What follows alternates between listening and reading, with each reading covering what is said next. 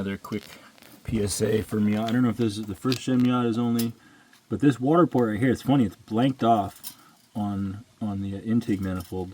But this is the second one in a row where I've worked on one of these, and so this is the 1.6 first gen, where these they're corroded out in the corners right there, and what it does, even though it's blanked off on the intake manifold, it leaks water into these, and it will steam from the exhaust, and it runs like crap, and it seems like it's got a blown head gasket, and all it is these things. So I mean, the proper real, like, you'd have to weld it in and grind it back down, but I've fixed them before by, because it's blanked off here, basically putting some kind of a metal wire or holder or something in here and basically filling it up with RTV, and then putting RTV on both sides of the gasket right there in the corner and up in there to keep it from leaking through, and it worked. So you don't need to get a new head, and it's not actually blown head gasket a lot of times, it's just that.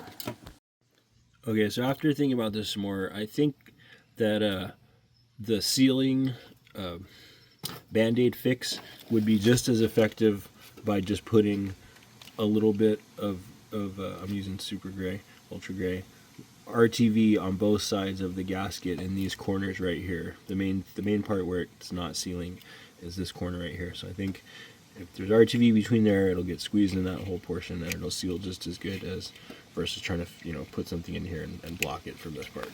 So that's what I'm going to try. So starting with just not too much, that's probably too much, so there you go. Something like that.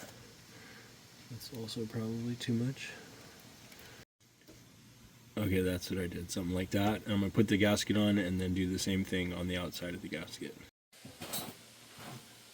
Okay, now we're putting this little baby in there.